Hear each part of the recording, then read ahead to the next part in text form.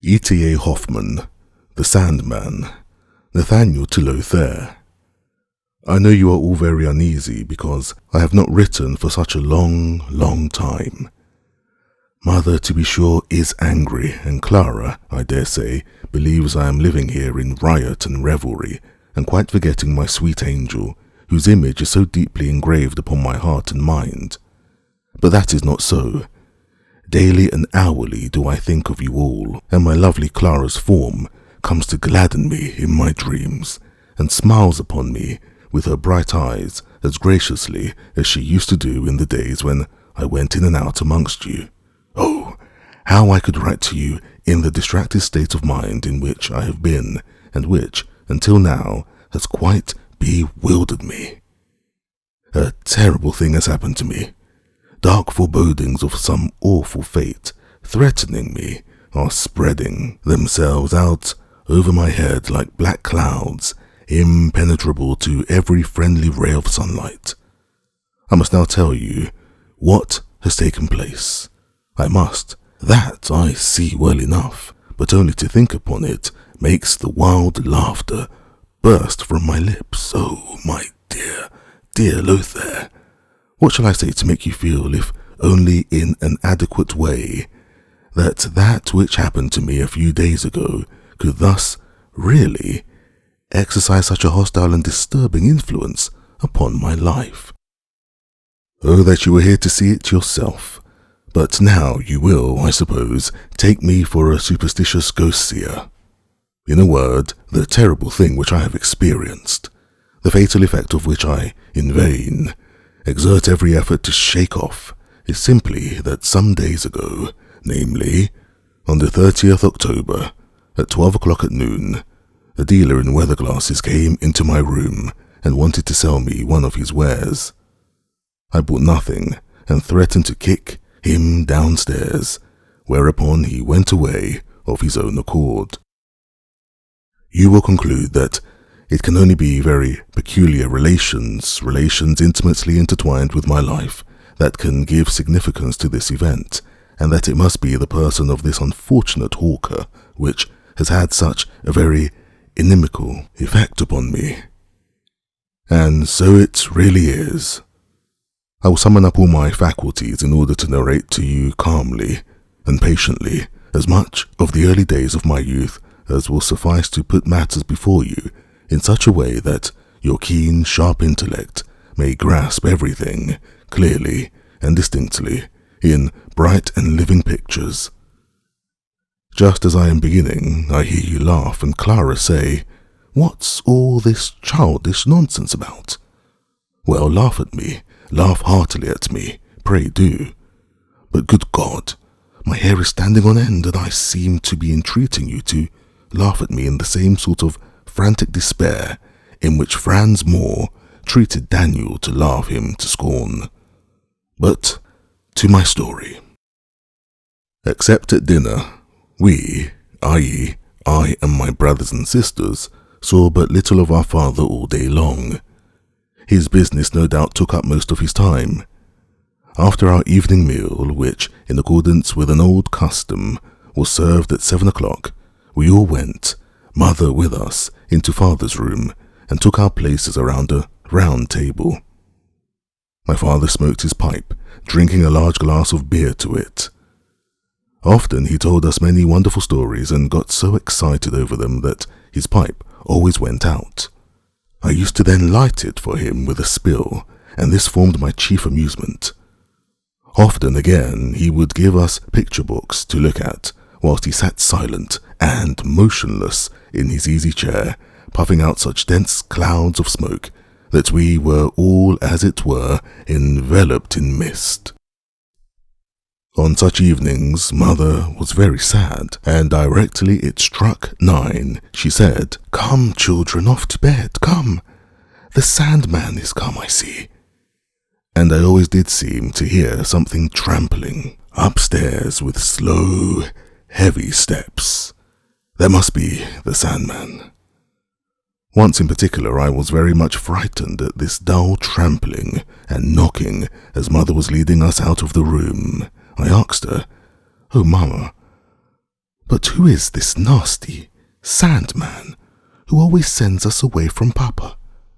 What does he look like?" "There is no Sandman, my dear child," Mother answered. "When I say the Sandman is come, I only mean that you are sleepy and can't keep your eyes open, as if somebody had put sand in them." This answer of Mother's did not satisfy me. Nay, in my childish mind, the thought clearly unfolded itself that Mother denied there was a Sandman, only to prevent us from being afraid. Why, I always heard him come upstairs. Full of curiosity to learn something more about this Sandman and what he had to do with us children, I, at length, asked the old woman who acted as my younger sister's attendant what sort of a man he was, the Sandman. "Why, Thaniel, darling, don't you know?" she replied. "Oh, he's a wicked man who always comes to little children when they won't go to bed and throws handfuls of sand in their eyes, so that they jump out of their heads all bloody, and he puts them into a bag and takes them to the Hoffmann as food for his little ones, and they sit there in the nest and have hooked beaks like owls, and they pick naughty little boys' and girls' eyes out with them." After this, I formed in my own mind a horrible picture of the cruel Sandman. When anything came blundering upstairs at night, I trembled with fear and dismay, and all that my mother could get out of me were the stammered words, "The Sandman, the Sandman," whilst the tears coursed down my cheeks. Then I ran into my bedroom, and the whole night through tormented myself with the terrible apparition of the Sandman. I was quite old enough to perceive that the old woman's tale about the Sandman and his little one's nest in the half-moon couldn't be altogether true. Nevertheless, the Sandman continued to be for me a fearful incubus, and I was always seized with terror. My blood always ran cold, not only when I heard anybody come up the stairs, but when I heard anybody noisily open my father's room door and go in. Often he stayed away for a long season altogether. Then he would come several times in close succession. This went on for years, without my being able to accustom myself to this fearful apparition, without the image of the horrible Sandman growing any fainter in my imagination. His intercourse with my father began to occupy my fancy ever more and more. I was restrained from asking my father about him by an unconquerable shyness, but as the years went on, the desire waxed stronger and stronger within me to fathom the mystery myself and to see the fabulous Sandman. He had been the means of disclosing to me the path of the wonderful and the adventurous, which so easily finds lodgment in the mind of a child. I liked nothing better than to hear or read horrible stories of goblins, witches, Tom Thumbs, and so on, but always at the head of them all stood the Sandman, whose picture I scribbled in the most extraordinary and repulsive forms, with both chalk and coal everywhere, on the tables and cupboard doors and walls. When I was 10 years old, my mother removed me from the nursery into a little chamber off the corridor, not far from my father's room.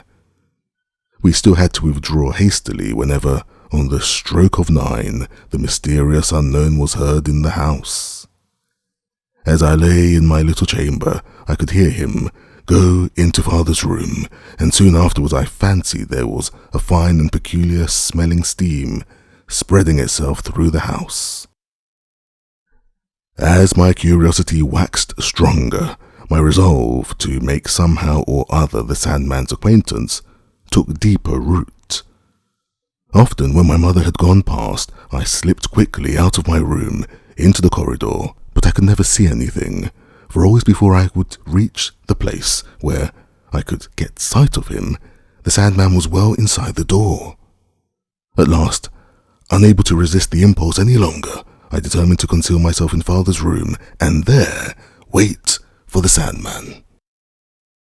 One evening I perceived from my father's silence and mother's sadness that the Sandman would come, Accordingly, pleading that I was excessively tired, I left the room before 9 o'clock and concealed myself in a hiding place close beside the door.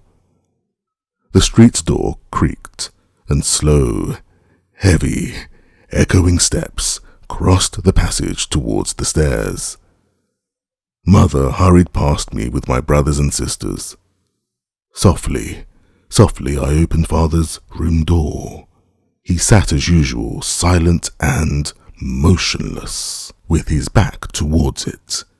He did not hear me, and in a moment I was in and behind a curtain drawn before my father's open wardrobe, which stood just inside the room. Nearer and nearer came the echoing footsteps.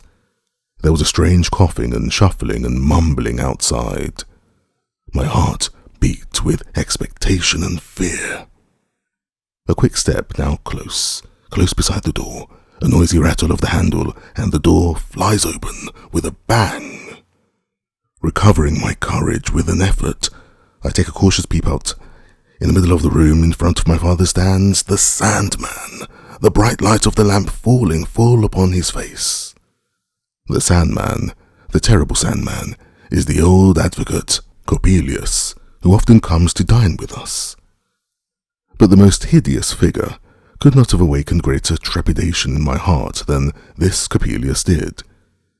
Picture to yourself a large, broad-shouldered man with an immensely big head, a face the colour of yellow ochre, grey, bushy eyebrows, from beneath which 2 piercing, greenish, cat-like eyes glittered, and a prominent Roman nose hanging over his upper lip.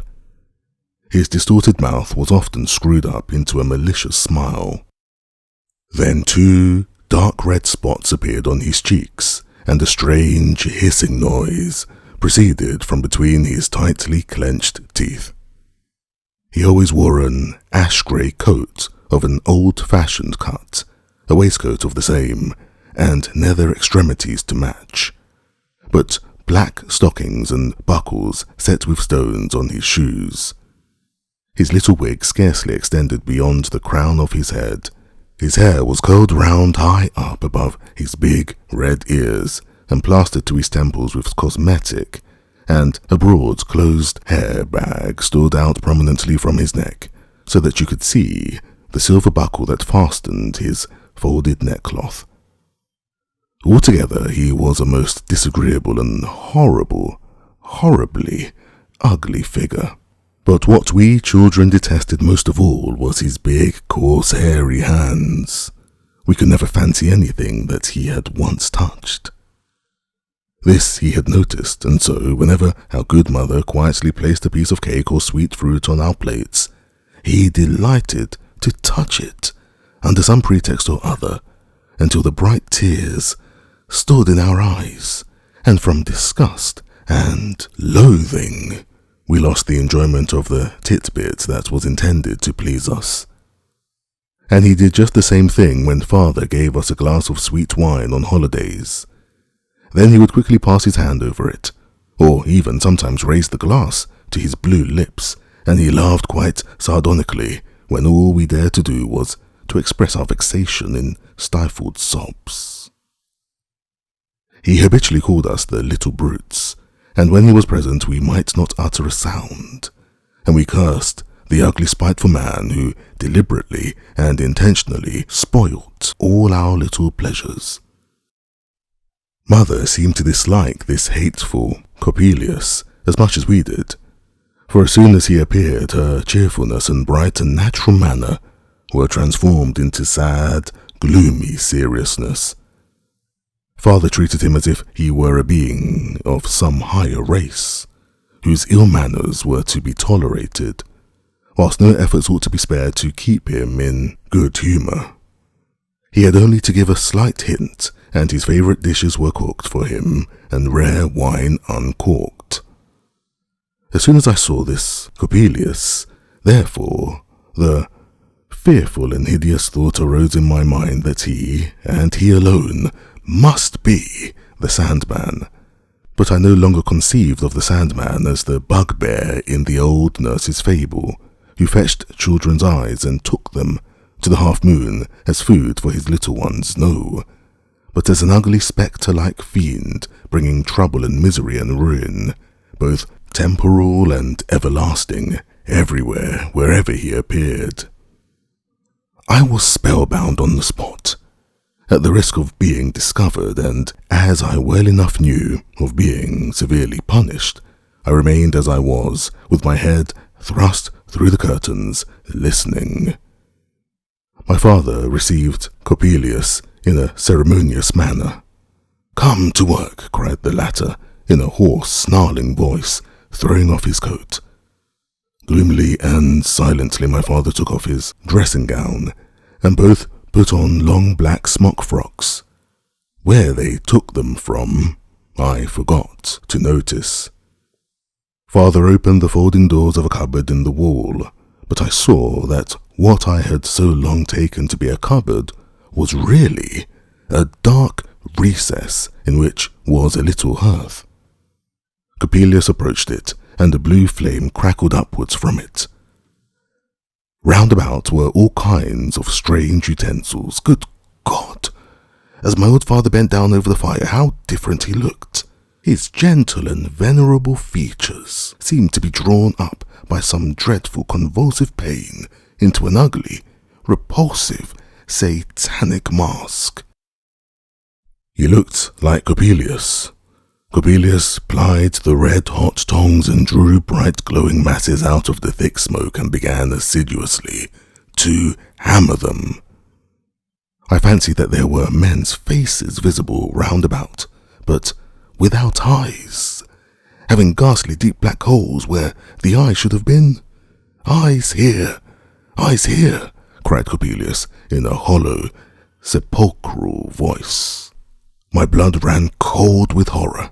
I screamed and tumbled out of my hiding place into the floor. Coppelius immediately seized upon me. "You little brute! You little brute!" he bleated, grinding his teeth.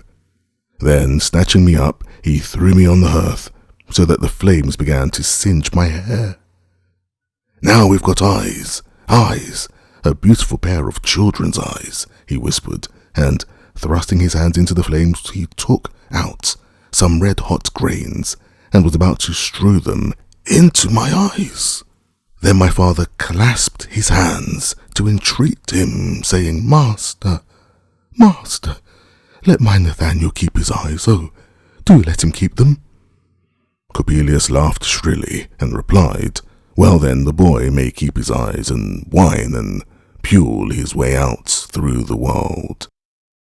But we will now at any rate observe the mechanism of the hand and foot." And therewith he roughly laid hold upon me, so that my joints cracked, and twisted my hands and my feet, pulling them now this way, now that.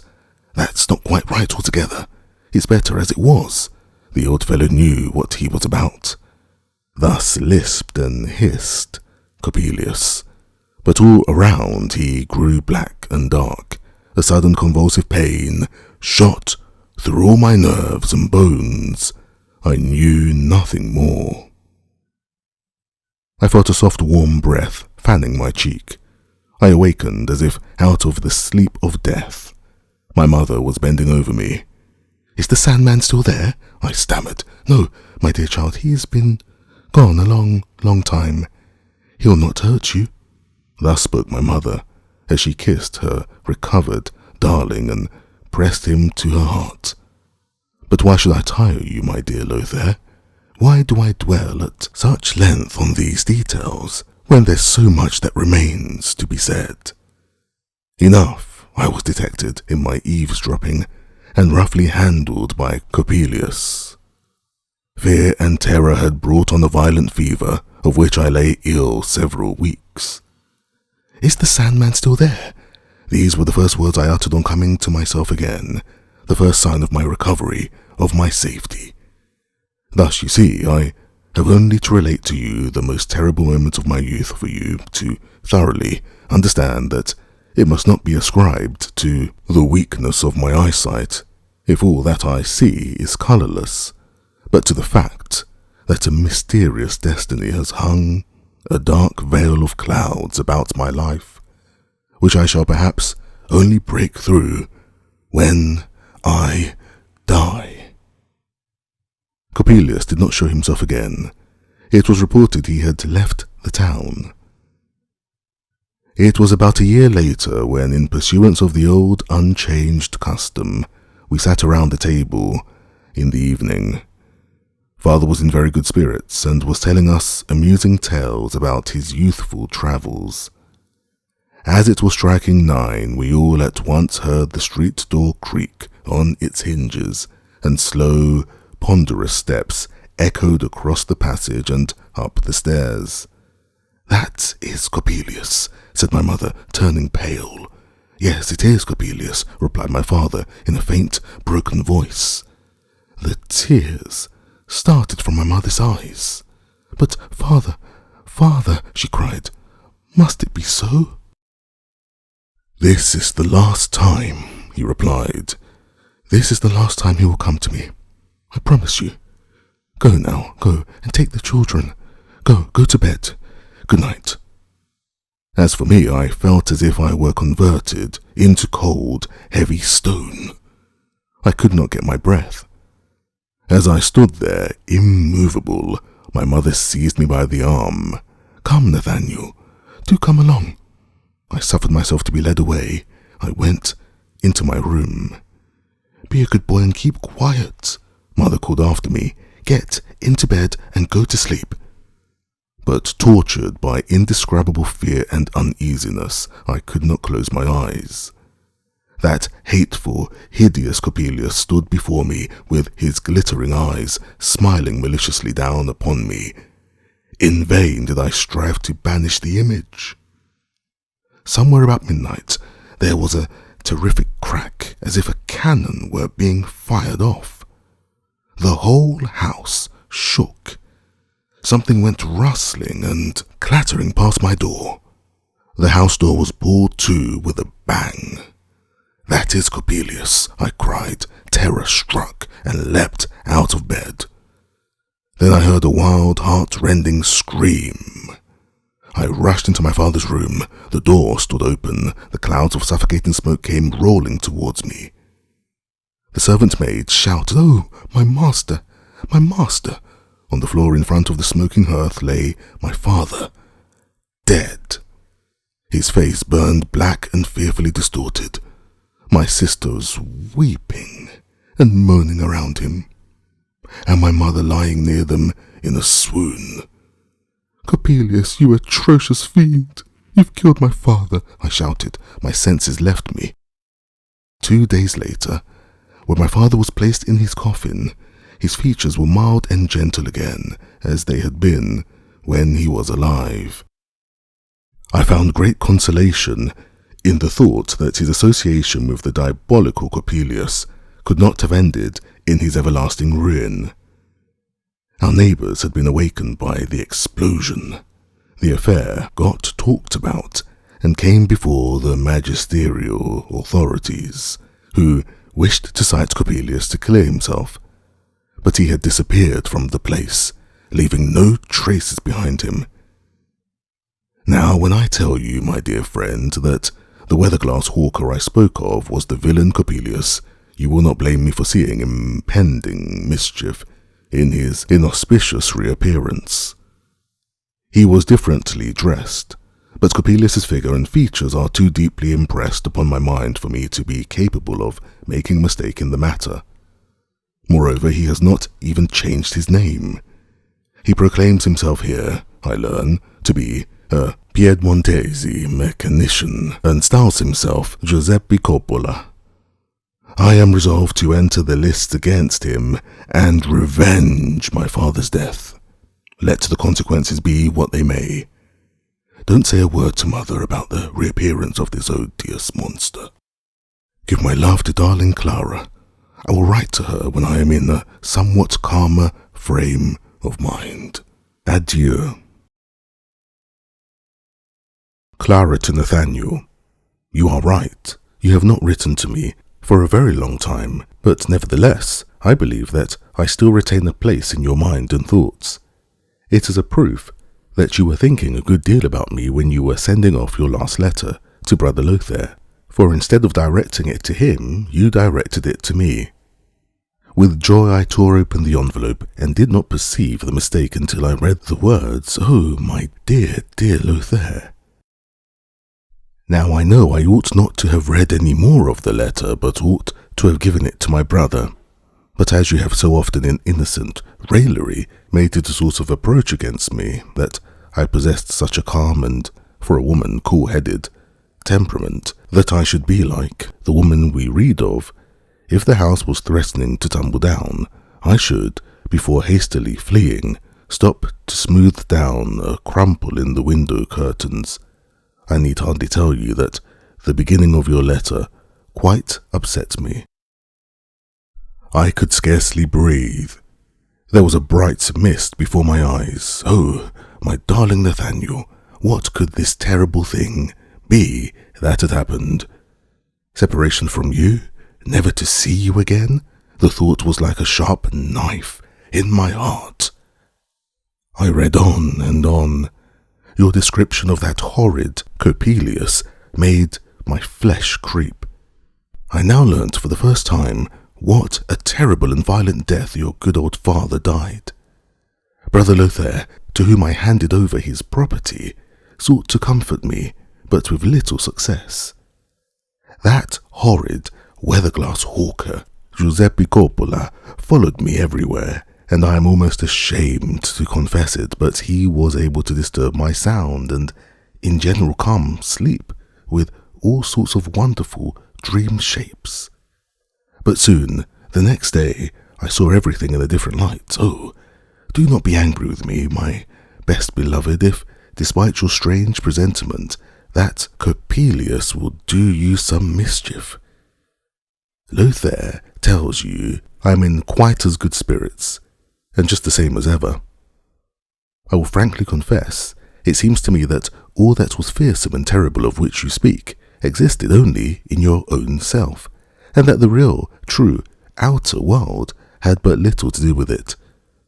I can quite admit that old Coppelius may have been highly obnoxious to you children, but your real detestation of him arose from the fact that he hated children. Naturally enough, the gruesome Sandmann of the old nurse's story was associated in your childish mind with old Coppelius, who, even though you had not believed in the Sandmann, would have been to you a ghostly bugbear, especially dangerous to children.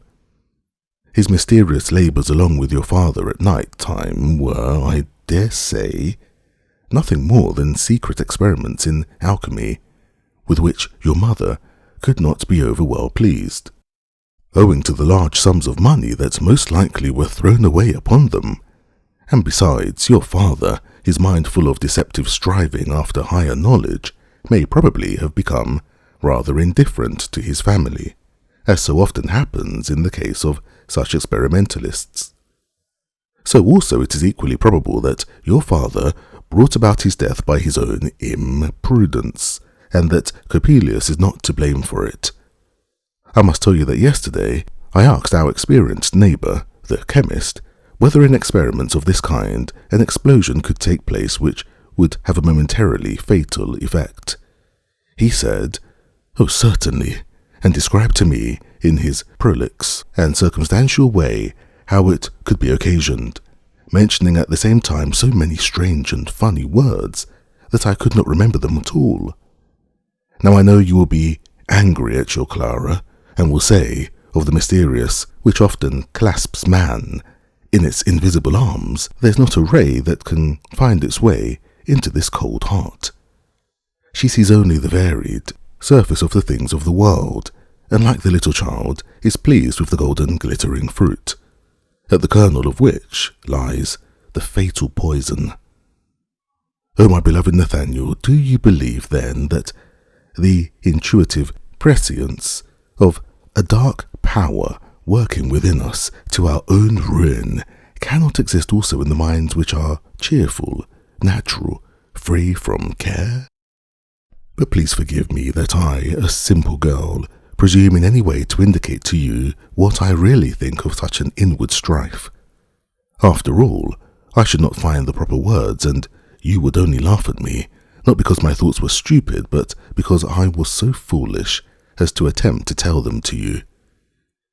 If there is a dark and hostile power which traitorously fixes a thread in our hearts, in order that, laying hold of it and drawing us by means of it along a dangerous road to ruin, which otherwise we should not have trod, if I say there is such a power, it must assume within us a form like ourselves, nay, it must be ourselves, for only in that way can we believe in it, and only so understood do we yield to it so far that it is able to accomplish its secret purpose.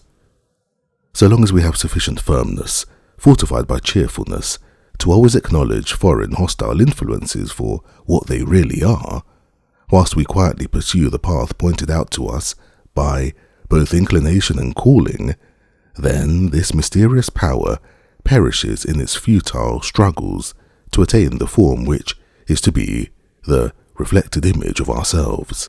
It is also certain, Lothar adds, that if we have once voluntarily given ourselves up to this dark physical power, it often reproduces within us the strange forms which the outer world throws in our way, so that thus it is we ourselves who engender within ourselves the spirit which by some remarkable delusion we imagine to speak in that outer form.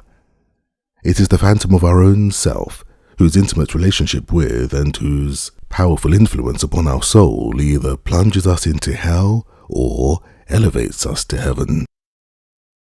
Thus you will see, my beloved Nathaniel, that I and brother Lothar have well talked over the subject of dark powers and forces, and now, after I have with some difficulty written down the principal results of our discussion, they seem to me to contain many really profound thoughts. Lothar's last words, however, I don't quite understand altogether. I only dimly guess what he means, and yet I cannot help thinking it is all very true. I beg you, dear, strive to forget the ugly advocate Coppelius, as well as the weather-glass hawker Giuseppe Coppola. Try to convince yourself that these foreign influences can have no power over you, that it is only the belief in their hostile power which can in reality make them dangerous to you. If every line of your letter did not betray the violent excitement of your mind, and if I did not sympathize with your condition from the bottom of my heart, I could in truth jest about the advocate Sandmann and weather-glass hawker Coppelius. Pluck up your spirits, be cheerful. I have resolved to appear to you as your guardian angel, if that ugly man Coppola should dare take it into his head to bother you in your dreams and drive him away with a good, hearty laugh. I'm not afraid of him and his nasty hands, not the least little bit. I won't let him either as advocate spoil any dainty titbits I've taken, or as Sandmann rob me of my eyes. My darling, darling Nathaniel, eternally yours. Nathaniel to Lothar. I am very sorry that Clara opened and read my last letter to you. Of course, the mistake is to be attributed to my own absence of mind. She has written me a very deep philosophical letter, proving conclusively that Coppelius and Coppola only exist in my own mind and are phantoms of my own self, which will at once be dissipated as soon as I look upon them in that light. In very truth, one can hardly believe that the mind which so often sparkles in those bright, beautifully smiling childlike eyes of hers, like a sweet lovely dream, could draw such subtle and scholastic distinctions. She also mentions your name. You have been talking about me. I suppose you have been giving her lectures, since she sifts and refines everything so acutely. But enough of this. I must now tell you it is most certain that the weather-glass hawker, Giuseppe Coppola, is not the advocate Coppelius. I am attending the lectures of our recently appointed professor of physics, who, like the distinguished naturalist, is called Splanzani, and is of Italian origin. He has known Coppola for many years, and it is also easy to tell from his accent that he really is a Piedmontese. Coppelius was a German, though no honest German, I fancy, Nevertheless, I am not quite satisfied. You and Clara will perhaps take me for a gloomy dreamer, but know how can I get rid of the impression which Coppelius's cursed face made upon me? I'm glad to learn from Spallanzani that he has left the town. This Professor Spallanzani is a very queer fish. He is a little fat man with prominent cheekbones, thin nose, projecting lips, and small, piercing eyes. You cannot get a better picture of him than by turning over one of the Berlin pocket almanacs and looking at Cagliostro's portrait engraved by Hodowiecki. Spallanzani looks just like him. Once lately, as I went up the steps to his house, I perceived that beside the curtain which generally covered a glass door, there was a small chink. What it was that excited my curiosity I cannot explain, but I looked through. In the room I saw a female, tall, very slender, but of perfect proportions, and splendidly dressed, sitting at a little table, on which she had placed both her arms, her hands being folded together. She sat opposite the door, so that I could easily see her angelically beautiful face. She did not appear to notice me, and there was, moreover, a strangely fixed look about her eyes. I might almost say they appeared as if they had no power of vision. I thought she was sleeping with her eyes open. I felt quite uncomfortable, and so I slipped away quietly into the professor's lecture room, which was close at hand.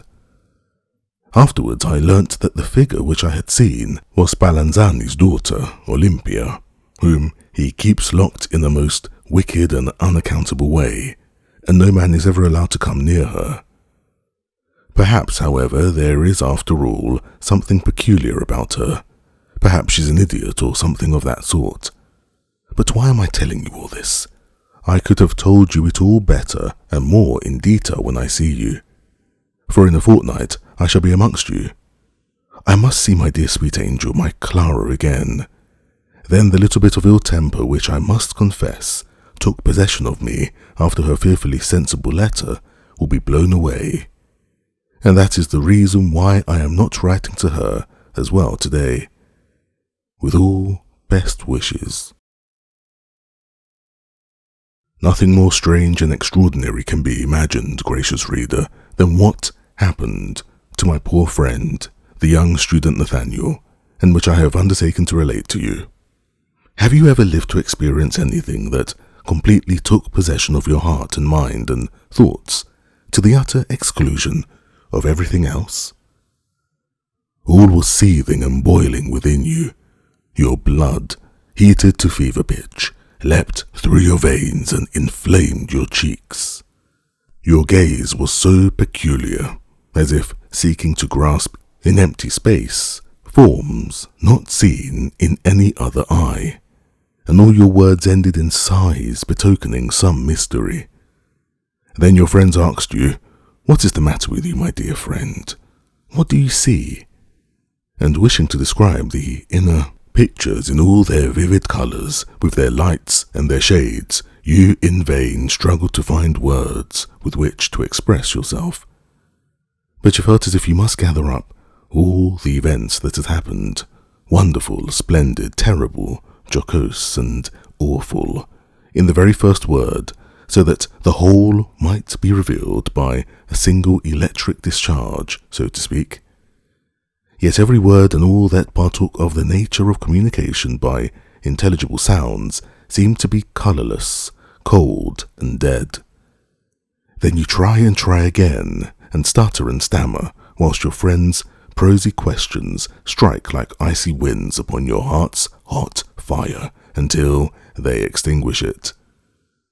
But if, like a bold painter, you had first sketched in a few audacious strokes of the outline of the picture you had in your soul, you would then easily have been able to deepen and intensify the colours one after the other, until the varied throng of living figures carried your friends away, and they, like you, saw themselves in the midst of the scene that had proceeded out of your own soul.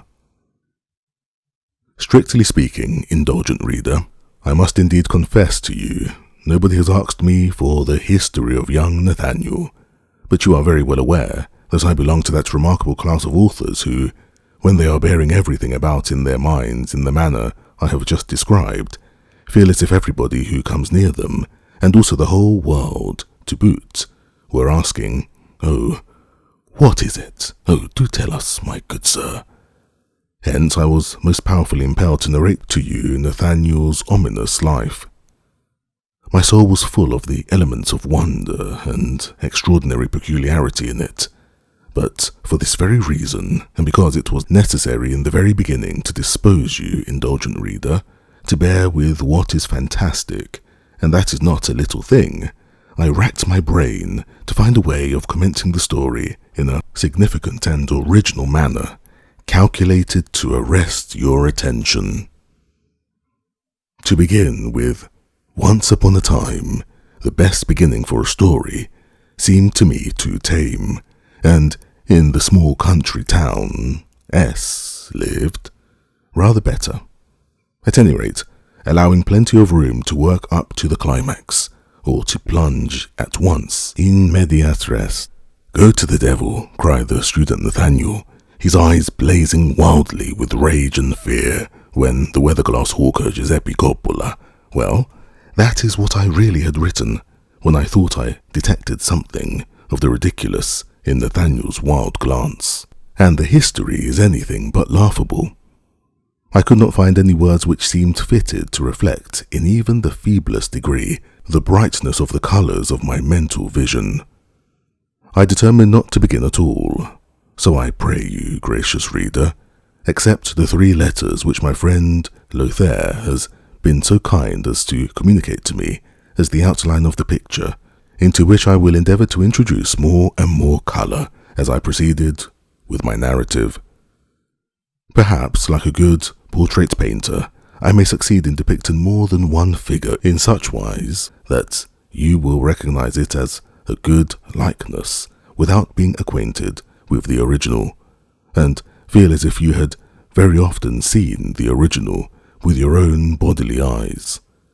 Perhaps too you will then believe that nothing is more wonderful, nothing more fantastic than real life, and that all that a writer can do is to present it as a dark reflection from a dim-cut mirror. In order to make the very commencement more intelligible, it is necessary to add to the letters that, soon after the death of Nathaniel's father, Clara and Lothar, the children of a distant relative who had likewise died, leaving them orphans, were taken by Nathaniel's mother into her own house.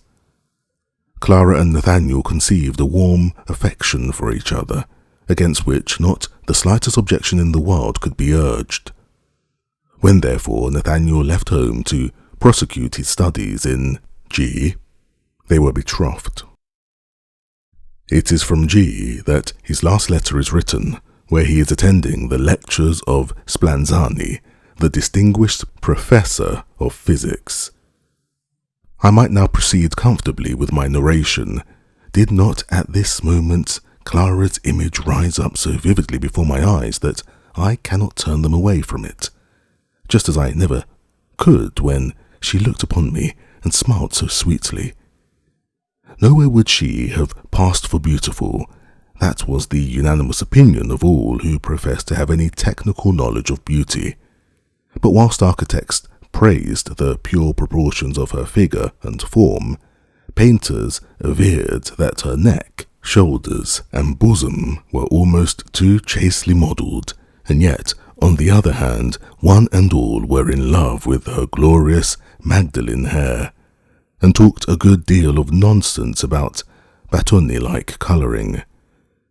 One of them, a veritable romanticist, strangely enough likened her eyes to a lake by Ruysdael, in which is reflected the pure azure of the cloudless sky, the beauty of woods and flowers, and all the bright and varied life of a living landscape. Poets and musicians went still further and said, "What's all this talk about seas and reflections? How can we look upon the girl without feeling that wonderful, heavenly songs and melodies beam upon us from her eyes, penetrating deep down into our hearts, till all becomes awake and throbbing with emotion? And if we cannot sing anything at all passable, then why, we are not worth much, and this we can also plainly read in the rare smile which flits around her lips when we have the hardihood to squeak out something in her presence which we pretend to call singing, in spite of the fact that it is nothing more than a few single notes confusedly linked together. And it really was so. Clara had the powerful fancy of a bright, innocent, unaffected child, a woman's deep and sympathetic heart, and an understanding clear, sharp, and discriminating. Dreamers and visionaries had but a bad time of it with her, for without saying very much, she was not by nature of a talkative disposition. She plainly asked, by her calm, steady look and rare ironical smile, "How can you imagine, my dear friends, that I can take these fleeting shadowy images of true living and breathing forms?" For this reason many found fault with her as being cold, prosaic, and devoid of feeling. Others, however, who had reached a clearer and deeper conception of life, were extremely fond of the intelligent, childlike, large-hearted girl, but none had such an affection for her as Nathaniel, who was a zealous and cheerful cultivator of the fields of science and art. Clara clung to her lover with all her heart. The first clouds she encountered in life were when he had to separate from her. With what delight did she fly into his arms when, as he had promised in his last letter to Lothar, he really came back to his native town and entered his mother's room. And as Nathaniel had foreseen, the moment he saw Clara again, he no longer thought about either the advocate Coppelius or her sensible letter. His ill humour had quite disappeared. Nevertheless, Nathaniel was right when he told his friend Lothar that the repulsive vendor of weather glasses, Coppola, had exercised a fatal and disturbing influence upon his life. It was quite patent to all, for even during the first few days he showed that he was completely and entirely changed. He gave himself up to gloomy reveries, and moreover acted so strangely that they had never observed anything at all like it in him before. Everything, even his own life, was to him but dreams and presentiments. His constant theme was that every man who delusively imagined himself to be free was merely the plaything of the cruel sport of mysterious powers, and it was vain for man to resist them. He must humbly submit to whatever destiny had decreed for him. He went so far as to maintain that it was foolish to believe that a man could do anything in art or science of his own accord, for the inspiration in which alone any true artistic work could be done did not proceed from the spirit within outwards, but was the result of the operation directed inwards of some higher principle existing without and beyond ourselves. This mystic extravagance was in the highest degree repugnant to Clara's clear, intelligent mind, but it seemed vain to enter upon any attempt at refutation. Yet when Nathaniel went on to prove that Coppelius was the evil principle which had entered into him and taken possession of him at the time he was listening behind the curtain, and that this hateful demon would in some terrible way ruin their happiness, then Clara grew grave and said, "Yes, Nathaniel, you are right. Coppelius is an evil principle. He can do dreadful things, as bad as could a satanic power which should assume a living physical form, but only if you do not banish him from your mind and thoughts. So long as you believe in him, he exists and is at work. Your belief in him is his only power." Whereupon Nathaniel, quite angry because Clara would only grant the existence of the demon in his own mind, began to dilate at large upon the whole mystic doctrine of devils and awful powers. But Clara abruptly broke off the theme by making, to Nathaniel's very great disgust, some quite commonplace remark. Such deep mysteries are sealed books to cold, unsusceptible characters, he thought, without being clearly conscious to himself that he counted Clara amongst these inferior natures, and accordingly he did not remit his efforts to initiate her into these mysteries. In the morning, when she was helping to prepare breakfast, he would take his stand beside her and read all sorts of mystic books to her until she begged him, "But my dear, Nathaniel, I should have to scold you as the evil principle which exercises a fatal influence upon my coffee. For if I do as you wish, and let things go their own way, and look into your eyes whilst you read, the coffee will all boil over into the fire, and you will, none of you, get any breakfast." Then Nathaniel hastily banged the book to and ran away in great displeasure to his own room. Formerly, he had possessed a peculiar talent for writing pleasing, sparkling tales which Clara took the greatest delight in listening to.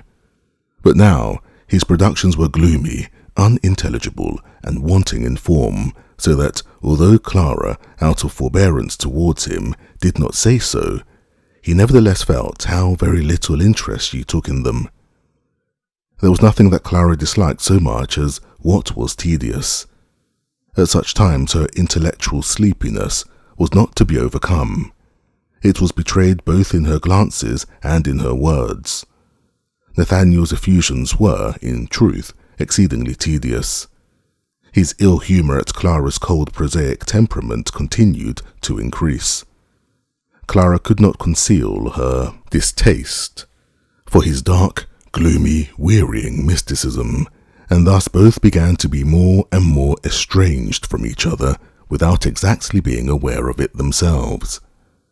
The image of the ugly Coppelius had, as Nathaniel was obliged to confess to himself, faded considerably in his fancy, and it often cost him great pains to present him in vivid colours in his literary efforts, in which he played the part of the ghoul of destiny. At length it entered into his head to make his dismal presentiment that Coppelius would ruin his happiness the subject of a poem. He made himself and Clara, united by true love, the central figures, but represented the Black Hand as being, from time to time, thrust into their life and plucking out a joy that had blossomed for them. At length, as they were standing at the altar, the terrible Coppelius appeared and touched Clara's lovely eyes, which leapt into Nathaniel's own bosom, burning and hissing like bloody sparks. Then Coppelius laid hold of him and hurled him into a blazing circle of fire, which spun round with the speed of a whirlwind, and storming and blustering, dashed away with him. The fearful noise it made was like a furious hurricane, lashing the foaming sea waves, until they rise up like black, white-headed giants in the midst of the raging struggle. But through the midst of the savage fury of the tempest, he heard Clara's voice calling, "Can you not see me, dear? Coppelius has deceived you. They were not my eyes which burned so in your bosom. They were fiery drops of your own heart's blood. Look at me. I have got my own eye still." Nathaniel thought, yes, that is Clara, and I am hers forever. Then this thought laid a powerful grasp upon the fiery circle so that it stood still, and the riotous turmoil died away, rumbling down a dark abyss. Nathaniel looked into Clara's eyes, but it was death, whose gaze rested so kindly upon him. Whilst Nathaniel was writing this work, he was very quiet and sober-minded. He filed and polished every line, and as he had chosen to submit himself to the limitations of metre, he did not rest until all was pure and musical. When, however, he had at length finished it and read it aloud to himself, he was seized with horror and awful dread, and he screamed, "Whose hideous voice is this?"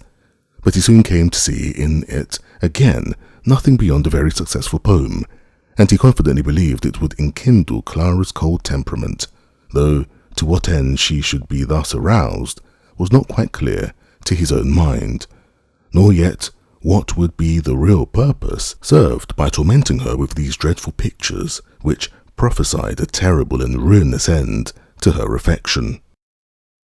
Nathaniel and Clara sat in his mother's little garden.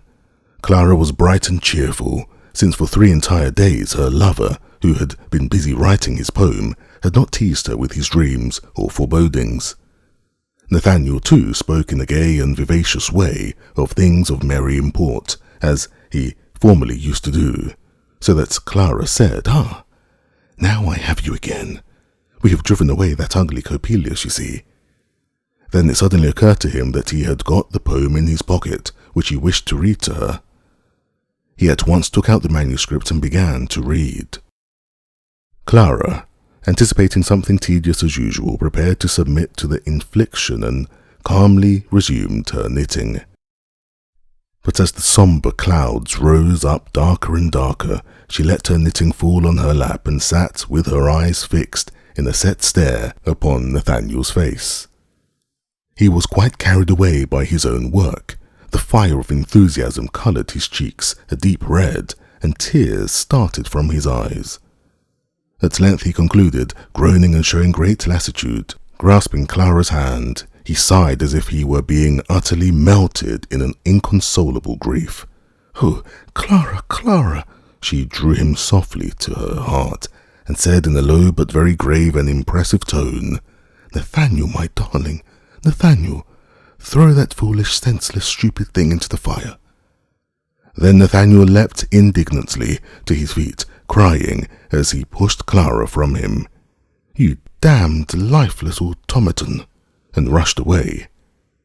Clara was cut to the heart and wept bitterly. "Oh, he has never loved me, for he does not understand me," she sobbed. Lothar entered the arbour. Clara was obliged to tell him all that had taken place. He was passionately fond of his sister, and every word of her complaint felt like a spark upon his heart, so that the displeasure which he had long entertained against his dreamy friend Nathaniel was kindled into furious anger. He hastened to find Nathaniel and upbraided him in harsh words for his irrational behaviour towards his beloved sister. The fiery Nathaniel answered him in the same style. A fantastic, crack-brained fool was retaliated with, a miserable, common, everyday sort of fellow. A meeting was the inevitable consequence. They agreed to meet on the following morning behind the garden wall and fight, according to the custom of the students of the place, with sharp rapiers. They went about silent and gloomy. Clara had both heard and seen the violent quarrel, and also observed the fencing master bring the rapiers in the dusk of the evening. She had a presentiment of what was to happen. They both appeared at the appointed place, wrapped up in the same gloomy silence, and threw off their coats, their eyes flaming with the bloodthirsty light of pugnacity. They were about to begin their contest when Clara burst through the garden door. Sobbing, she screamed, "You savage, terrible men, cut me down before you attack each other, for how can I live when my lover has slain my brother, or my brother slain my lover?" Lothar let his weapon fall and gazed silently upon the ground, whilst Nathaniel's heart was rent with sorrow, and all the affection which he had felt for his lovely Clara in the happiest days of her golden youth was awakened within him. His murderous weapon, too, fell from his hand. He threw himself at Clara's feet. "Oh, can you ever forgive me, my only, my dearly loved Clara? Can you, my dear brother Lothar, also forgive me?" Lothar was touched by his friend's great distress. The 3 young people embraced each other amidst endless tears, and swore never again to break their bond of love and fidelity. Nathaniel felt as if a heavy burden that had been weighing him down to the earth was now rolled from off him, nay, as if by offering resistance to the dark power which had possessed him, he had rescued his own self from the ruin which had threatened him. 3 happy days he now spent amidst the loved ones, and then returned to G, where he had still a year to stay before settling down in his native town for life. Everything having reference to Coppelius had been concealed from the mother, for they knew she could not think of him without horror, since she, as well as Nathaniel, believed him to be guilty of causing her husband's death. When Nathaniel came to the house where he lived, he was greatly astonished to find it burnt down to the ground, so that nothing but the bare outer walls were left standing amidst a heap of ruins. Although the fire had broken out in the laboratory of the chemist who lived on the ground floor, and had therefore spread upwards, some of Nathaniel's bold, active friends had succeeded in time in forcing a way into his room in the upper story and saving his books and manuscripts and instruments. They had carried them all uninjured into another house, where they engaged a room for him. This he now at once took possession of. That he lived opposite Professor Spallanzani did not strike him particularly, nor did it occur to him as anything more singular that he could, as he observed by looking out of his window, see straight into the room where Olympia often sat alone. Her figure he could plainly distinguish, although her features were uncertain and confused. It did at length occur to him, however, that she remained for hours together in the same position in which he had first discovered her through the glass door, sitting at a little table without any occupation whatever, and it was evident that she was constantly gazing across in his direction. He could not but confess to himself that he had never seen a finer figure. However, with Clara mistress of his heart, he remained perfectly unaffected by Olympia's stiffness and apathy, and it was only occasionally that he sent a fugitive glance over his compendium across to her. That was all. He was writing to Clara. A light tap came at the door. At his summons to come in, Coppola's repulsive face appeared peeping in. Nathaniel felt his heart beat with trepidation, but recollecting what Spallanzani had told him about his fellow countryman Coppola, and what he had himself so faithfully promised his beloved in respect to the Sandmann, Coppelius, he was ashamed at himself for this childish fear of spectres.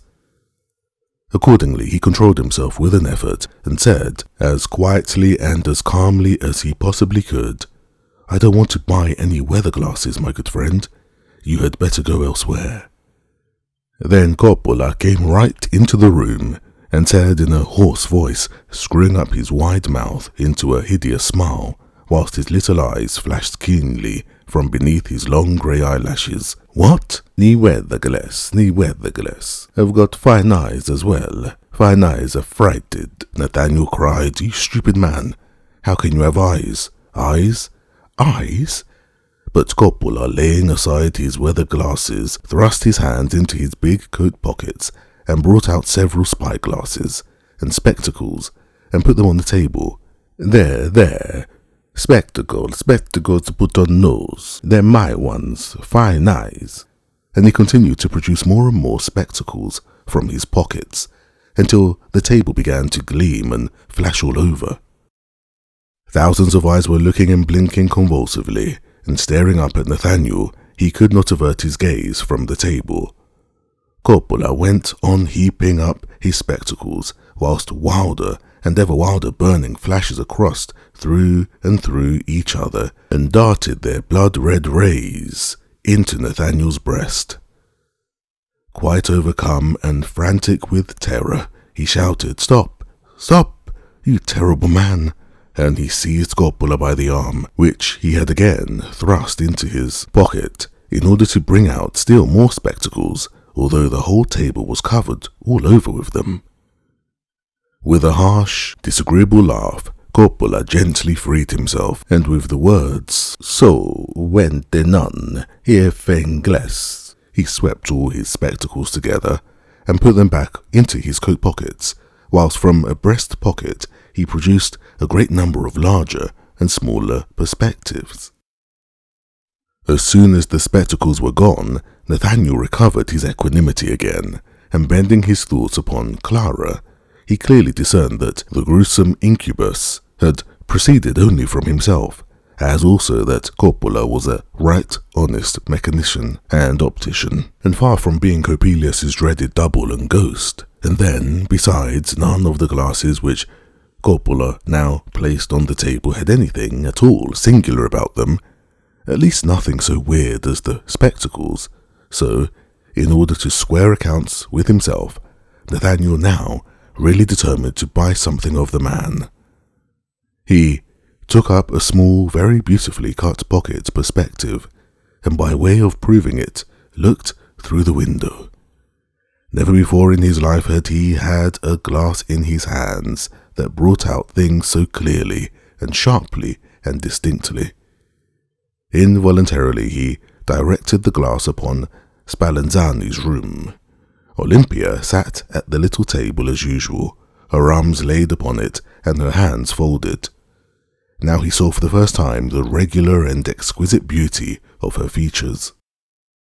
The eyes, however, seemed to him to have a singular look of fixity and lifelessness. But as he continued to look closer and more carefully through the glass, he fancied a light, like humid moonbeams, came into them. It seemed as if their power of vision was now being enkindled. Their glances shone with ever-increasing vivacity. Nathaniel remained standing at the window as if glued to the spot by a wizard's spell, his gaze riveted unchangeably upon the divinely beautiful Olympia. A coughing and shuffling of the feet awakened him out of his enchaining dream, as it were. Coppola stood behind him. Trezzechini. Nathaniel had completely forgotten the optician. He hastily paid the sum demanded. "Ain't there fine glass, asked Coppola in his harsh, unpleasant voice, smiling sardonically. Yes, rejoined Nathaniel impatiently. Adieu, my friend, my good friend. But Coppola did not leave the room without casting many peculiar side glances upon Nathaniel, and the young student heard him laughing loudly on the stairs. "Ah, well," he thought, "he's laughing at me because I've paid him too much for this little perspective, because I've given him too much money. That's it." As he softly murmured these words, he fancied he detected a gasping sigh, as of a dying man, stealing awfully through the room. His heart stopped beating with fear. But, to be sure, he had heaved a deep sigh himself. It was quite plain. "Clara is quite right," said he to himself, "in holding me to be an incurable ghost-seer. And yet it's very ridiculous, eh? More than ridiculous, that the stupid thought of having paid Coppola too much for his glass should cause me this strange anxiety. I can't see any reason for it." Now he sat down to finish his letter to Clara, but a glance through the window showed him Olympia still in her former posture.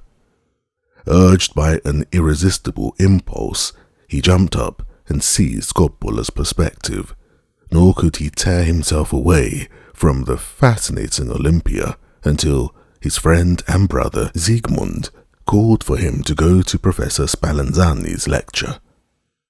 The curtains before the door of the all-important room were drawn closely, so that he could not see Olympia, nor could he even see her from his own room during the 2 following days, notwithstanding that he scarcely ever left his window, and maintained a scarce, interrupted watch through Coppola's perspective upon her room. On the 3rd day, curtains even were drawn across the window. Plunged into the depths of despair, goaded by longing and ardent desire, he hurried outside the walls of his town.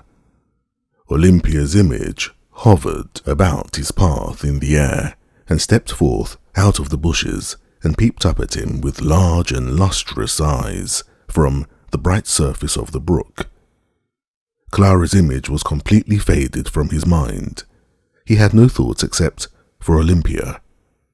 He uttered his love plaints aloud, and, in a lachrymose tone, "Oh, my glorious, noble star of love, have you only risen to vanish again, and leave me in the darkness and hopelessness of night?"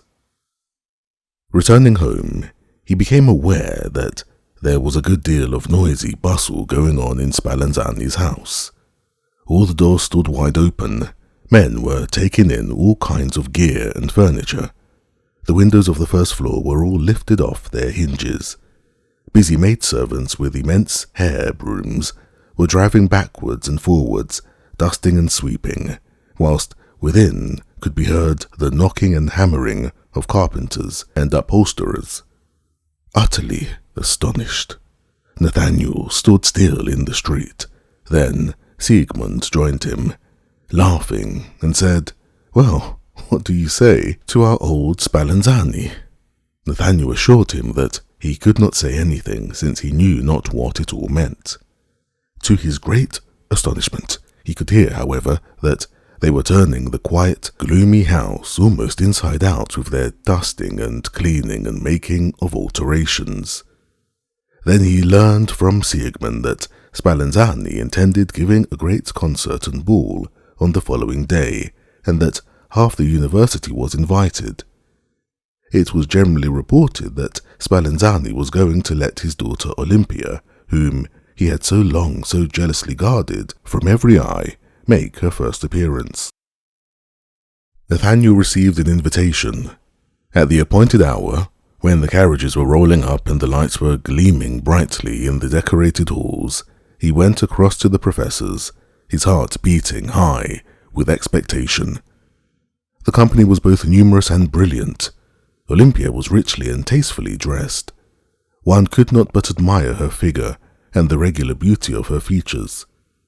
The striking inward curves of her back, as well as the wasp-like smallness of her waist, appeared to be the result of too tight lacing. There was something stiff and measured in her gait and bearing that made an unfavourable impression upon many. It was ascribed to the constraint imposed upon her by the company. The concert began. Olympia played on the piano with great skill and sang as skillfully an aria di bravura in a voice which was, if anything, almost too sharp, but clear as glass bells. Nathaniel was transported with delight. He stood in the background farthest from her, and owing to the blinding lights, could not quite distinguish her features.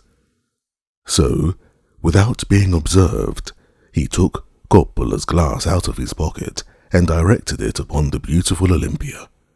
Oh, then he perceived how her yearning eyes sought him, how every note only reached its full purity in the loving glance which penetrated to and inflamed his heart. Her artificial roulade seemed to him to be the exultant cry towards heaven of the soul refined by love, and when at last, after the cadenza, the long trill rang shrilly and loudly through the hall, he felt as if he were suddenly grasped by burning arms and could no longer control himself. He could not help shouting aloud in his mingled pain and delight, "Olympia!" All eyes were turned upon him. Many people laughed. The face of the cathedral organist wore a still more gloomy look than it had done before, but all he said was, "Very well." The concert came to an end, and the ball began. Oh, to dance with her, with her! That was now the aim of all Nathaniel's wishes, of all his desires. But how should he have courage to request her, the queen of the ball, to grant him the honour of a dance? And yet he couldn't tell how it came about. Just as the dance began, he found himself standing close beside her. Nobody having as yet asked her to be his partner, so, with some difficulty stammering out a few words, he grasped her hand. It was cold as ice. He shook with an awful, frosty shiver, but fixing his eyes upon her face, he saw that her glance was beaming upon him with love and longing.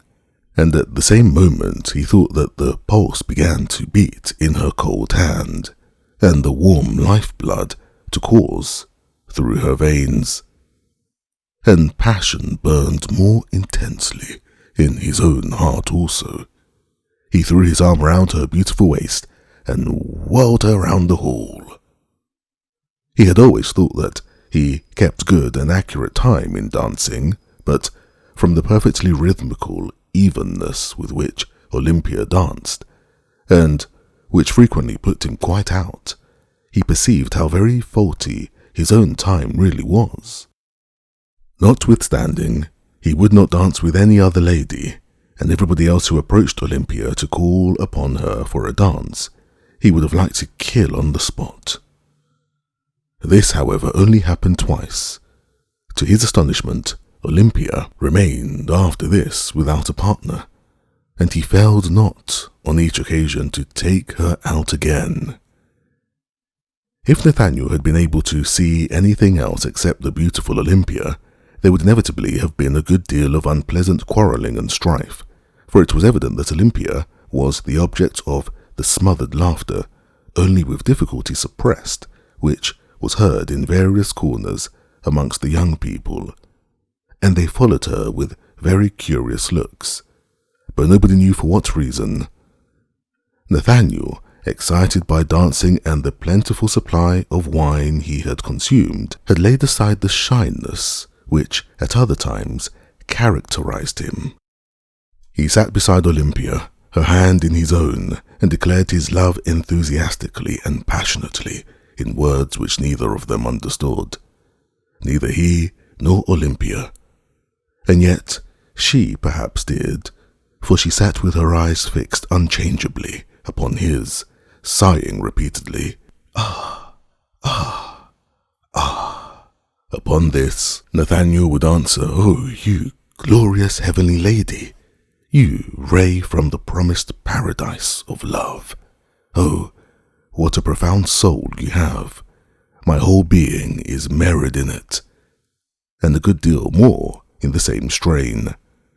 But Olympia only continued to sigh, "Ah, ah," again and again. Professor Spallanzani passed by the two happy lovers once or twice and smiled with a look of peculiar satisfaction. All at once it seemed to Nathaniel, albeit he was far away in a different world, as if it were growing perceptibly darker down below at Professor Spallanzani's.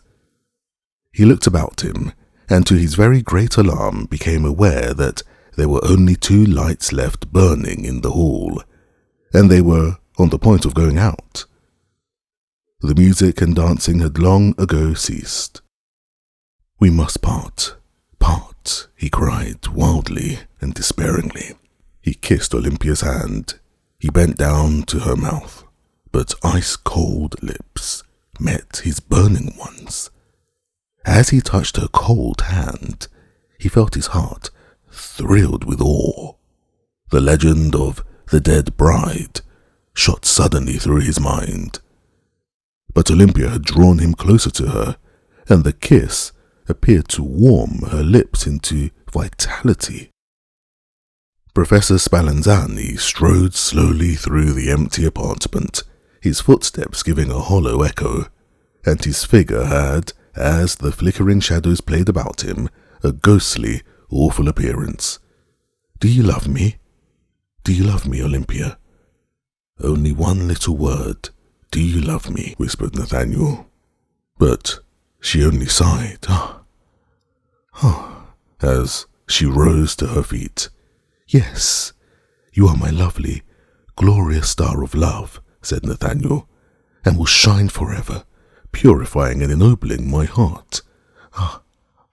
Replied Olympia, as she moved along. Nathaniel followed her. They stood before the professor. "You have had an extraordinarily animated conversation with my daughter," said he, smiling.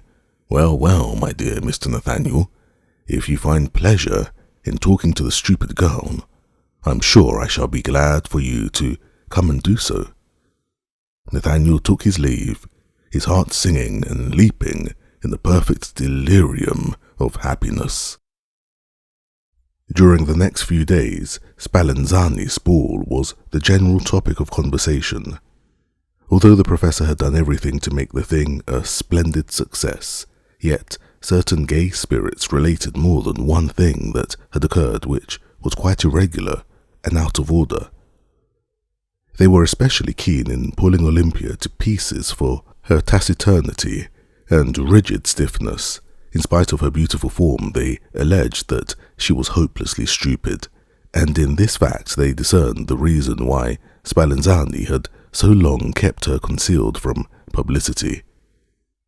Nathaniel heard all of this with inward wrath, but nevertheless he held his tongue, for though would it indeed be worthwhile to prove to these fellows that it is their own stupidity which prevents them from appreciating Olympia's profound and brilliant parts? One day, Siegmund said to him, "Pray, brother, have the kindness to tell me how you, a sensible fellow, came to lose your head over that Miss Waxface, that wooden doll across there." Nathaniel was about to fly into a rage, but he recollected himself and replied, "Tell me, Siegmund, how came it that Olympia's divine charms could escape your eye, so keenly alive as it always is to beauty, and your acute perception as well? But heaven be thanked for it, otherwise I should have had you for a rival, and then the blood of one of us would have had to be spilled." Siegmund, perceiving how matters stood with his friend, skillfully interposed and said, after remarking that all argument with one in love about the object of his affections was out of place, "Yet it's very strange that several of us have formed pretty much the same opinion about Olympia.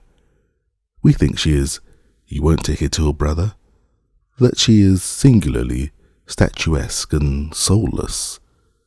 Her figure is regular, and so are all her features. That can't be gainsaid, and if her eyes were not so utterly devoid of life, I may say, of the power of vision, she might pass for a beauty. She is strangely measured in her movements. They all seem as if they were dependent upon some wound-up clockwork.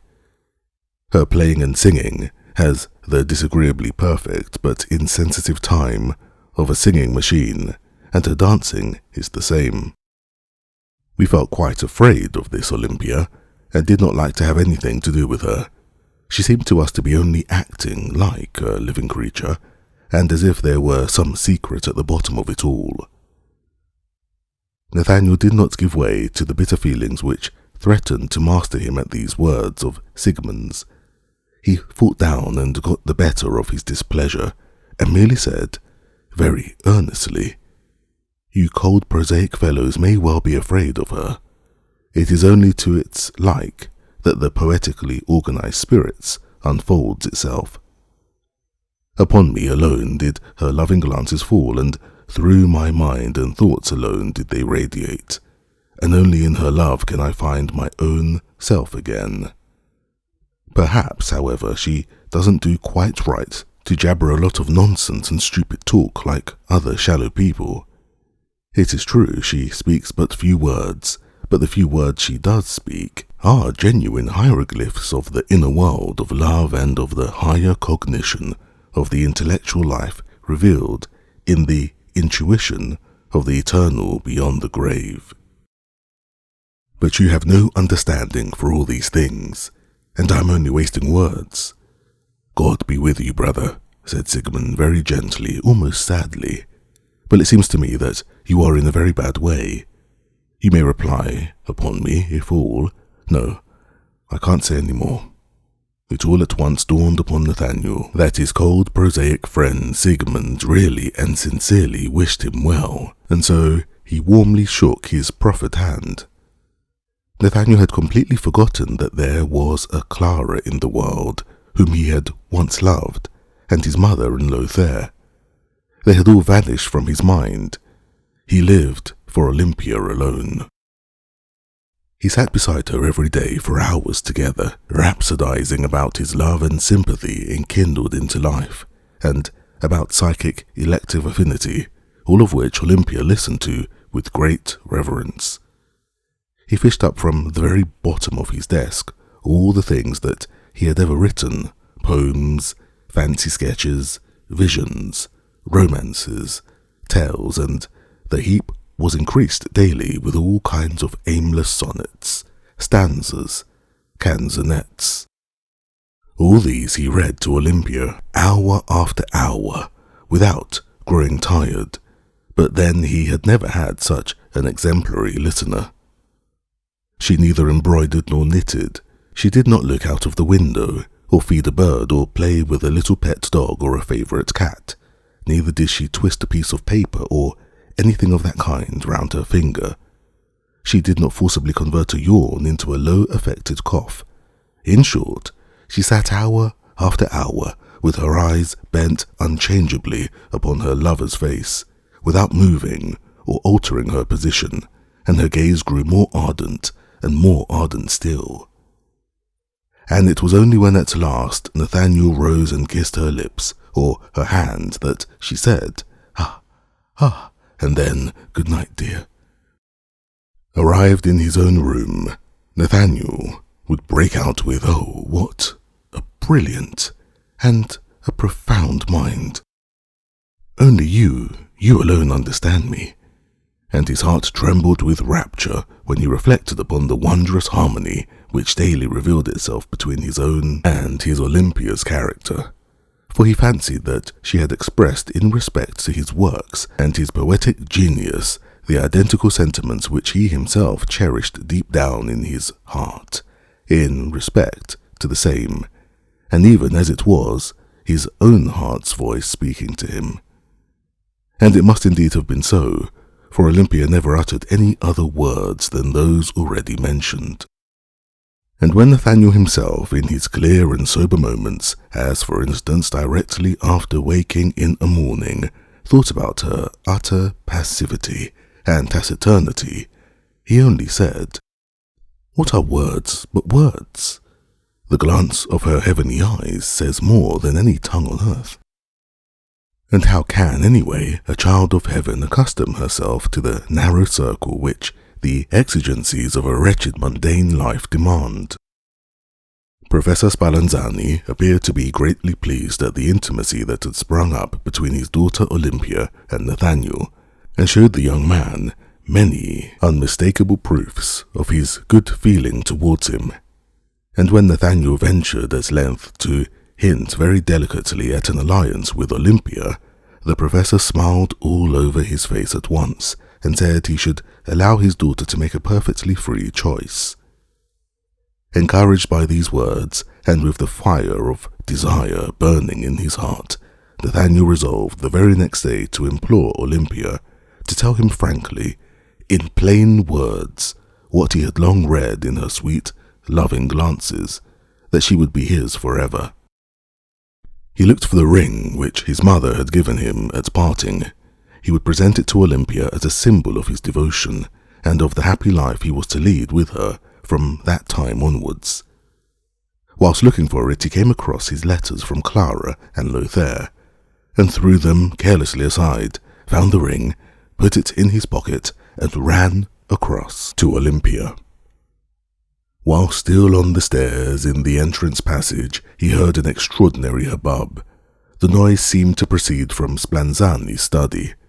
There was a stamping, a rattling, pushing, knocking against the door, with curses and oaths intermingled. Leave hold, you monster, you rascal! Staked your life and honour upon it? Ha ha ha ha! That was not our wager, I made the eyes, I the clockwork. Go to the devil with your clockwork, you damned dog of a watchmaker. Be off, Satan. Stop, you paltry turner, you infernal beast. Stop. Begone. Let me go. The voices which were thus making all this racket and rumpus were those of Spallanzani and the fearsome Coppelius. Nathaniel rushed in, impelled by some nameless dread. The professor was grasping a female figure by the shoulders. The Italian coppola held her by the feet, and they were pulling and dragging each other backwards and forwards, fighting furiously to get possession of her. Nathaniel recoiled with horror on recognizing that the figure was Olympia. Boiling with rage, he was about to tear his beloved from the grasp of the madman when Coppola, by an extraordinary exertion of strength, twisted the figure out of the professor's hands and gave him such a terrible blow with her that he reeled backwards and fell over the table, all amongst the files and retorts, the bottles and glass cylinders which covered it. All these things were smashed into 1,000 pieces. But Coppola threw the figure across his shoulder and, laughing shrilly and horribly, ran hastily down the stairs, the figure's ugly feet hanging down and banging and rattling like wood against the steps. Nathaniel was stupefied. He had seen only too distinctly that in Olympia's pallid waxed face there were no eyes, merely black holes in their stead. She was an inanimate puppet. Spallanzani was rolling on the floor. The pieces of glass had cut his head and breast and arm. The blood was escaping from him in streams, but he gathered his strength together by an effort. "After him! After him! What do you stand staring there for? Coppelius? Coppelius, he's stolen my best automaton, at which I've worked for 20 years, staked my life upon it. The clockwork, speech movement, mine, your eyes stolen. Your eyes. Damn him, curse him, after him. Fetch me back Olympia. There are the eyes." And now Nathaniel saw a pair of bloody eyes lying on the floor, staring at him. Spallanzani seized them with his uninjured hand and threw them at him, so that they hit his breast. Then madness dug her burning talons into him and swept down into his heart, rending his mind and thoughts to shreds. "Aha, aha, firewheel! Spin round, firewheel, merrily, merrily. Aha, wooden doll! Spin round, pretty wooden doll." And he threw himself upon the professor, clutching him fast by the throat. He would certainly have strangled him had not several people, attracted by the noise, rushed in and torn away the madman, and so they saved the professor, whose wounds were immediately dressed. Sigmund, with all his strength, was not able to subdue the frantic lunatic, who continued to scream in a dreadful way, "Spin round, wooden doll," and to strike out right and left with his double fists. At length, the united strength of several succeeded in overpowering him by throwing him on the floor and binding him. His cries passed into a brutish bellow that was awful to hear, and thus raging with the harrowing violence of madness, he was taken away to the madhouse. Before continuing my narration of what happened further to the unfortunate Nathaniel, I will tell you, indulgent reader, in case you take any interest in that skillful mechanician and fabricator of automata, Spallanzani, that he recovered completely from his wounds. He had, however, to leave the university, for Nathaniel's fate had created a great sensation, and the opinion was pretty generally expressed that it was an imposture altogether unpardonable to have smuggled a wooden puppet instead of a living person to intelligent tea circles, for Olympia had been present at several with success. Lawyers called it a cunning piece of knavery, and all the harder to punish since it was directed against the public, and it had been so craftily contrived that it had escaped unobserved by all except a few preternaturally acute students, although everybody was very wise now and remembered to have thought of several facts which occurred to them as suspicious. But these latter could not succeed in making out any sort of a consistent tale. For was it, for instance, a thing likely to occur to anyone as suspicious that, according to the declaration of an elegant beau of these tea parties, Olympia had, contrary to all good manners, sneezed oftener than she had yawned? The former must have been, in the opinion of this elegant gentleman, the winding up of the concealed clockwork. It had always been accompanied by an observable creaking, and so on.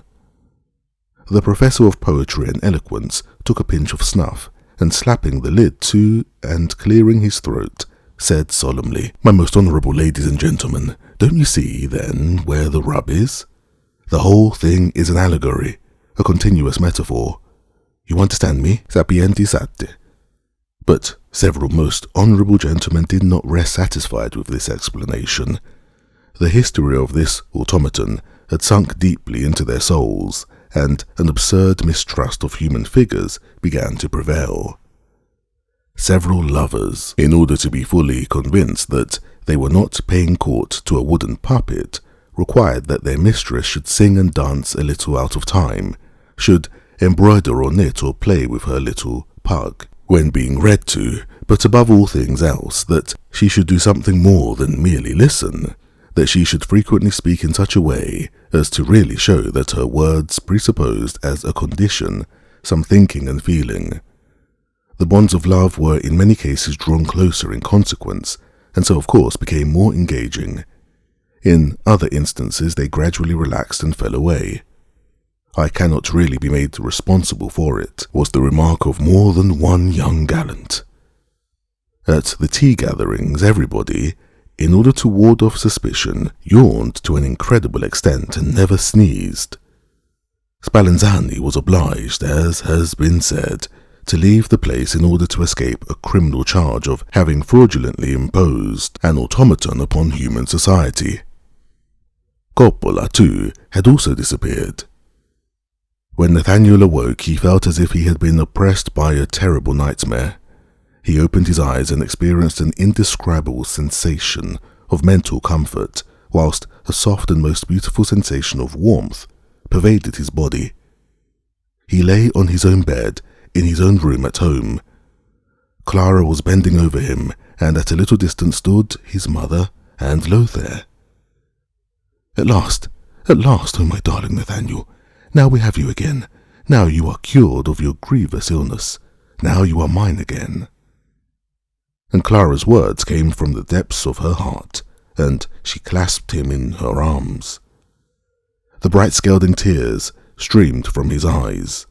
He was so overcome with mingled feelings of sorrow and delight, and he gasped forth, "My Clara, my Clara." Siegmund, who had staunchly stood by his friend in his hour of need, now came into the room. Nathaniel gave him his hand. "My faithful brother, you have not deserted me." Every trace of insanity had left him, and in the tender hands of his mother and his beloved and his friends, he quickly recovered his strength again. Good fortune had in the meantime visited the house. A niggardly old uncle, from whom they had never expected to get anything, had died, and left Nathaniel's mother not only a considerable fortune, but also a small estate, pleasantly situated not far from the town. There they resolved to go and live, Nathaniel and his mother and Clara, to whom he was now to be married, and Lothar. Nathaniel was becoming gentler and more childlike than he had ever been before, and now began really to understand Clara's supremely pure and noble character. None of them ever reminded him, even in the remotest degree, of the past. But when Siegmund took leave of him, he said, "By heaven, brother, I was in a bad way, but an angel came just at the right moment and led me back upon the path of light." Yes, it was Clara. Siegmund would not let him speak further, fearing lest the painful recollections of the past might arise too vividly and too intensely in his mind. The time came for the 4 happy people to move to their little property. At noon they were going through the streets. After making several purchases, they found that the lofty tower of the townhouse was throwing its giant shadows across the marketplace. "Come," said Clara, "let us go up to the top once more and have a look at the distant hills." No sooner said than done. Both of them, Nathaniel and Clara, went up to the tower. Their mother, however, went on with the servant girl to their new home, and Lothar, not feeling inclined to climb up all the many steps, waited below. There the 2 lovers stood arm in arm on the topmost gallery of the tower and gazed out into the sweet-scented wooded landscape beyond which the blue hills rose up like a giant city. "Oh, do look at the strange little grey bush. It looks as if it were actually walking towards us," said Clara. Mechanically, he put his hand into his side pocket. He found Coppola's perspective and looked for the bush. Clara stood in front of the glass. Then a convulsive thrill shot through his pulse and veins. Pale as a corpse, he fixed his staring eyes upon her. But soon they began to roll, and a fiery current flashed and sparkled in them, and he yelled fearfully like a haunted animal. Leaping up high in the air and laughing horribly at the same time, he began to shout in a piercing voice, "Spin round, wooden doll! Spin round, wooden doll!" With the strength of a giant, he laid hold upon Clara and tried to hurl her over, but in an agony of despair, she clutched fast hold of the railing that went round the gallery. Lothar heard the madman raging and Clara's scream of terror. A fearful presentiment flashed across his mind. He ran up the steps. The door of the second flight was locked. Clara's scream for help rang out more loudly. Mad with rage and fear, he threw himself against the door, which at length gave way. Clara's cries were growing fainter and fainter. "Help! Save me! Save me!" And her voice died away in the air. "She's killed, murdered by that madman," shouted Lothar. The door to the gallery was also locked. Despair gave him the strength of a giant. He burst the door off its hinges. Good God! There was Clara in the grasp of the madman Nathaniel, hanging over the gallery in the air. She only held to the iron bar with one hand. Quick as lightning, Lothar seized his sister and pulled her back, at the same time dealing the madman a blow in the face with his doubled fist, which sent him reeling backwards, forcing him to let go his victim. Lothar ran down with his insensible sister in his arms. She was saved. But Nathaniel ran round and round the gallery, leaping up in the air and shouting, "Spin off, Firewheel! Spin round, Firewheel!" The people heard the wild shouting, and the crowd began to gather.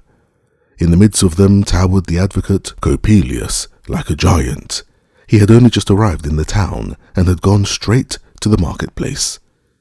Some were going up to overpower and take charge of the madman, but Coppelius laughed and said, "Ha ha, wait a bit, he'll come down of his own accord," and he stood gazing upwards along with the rest.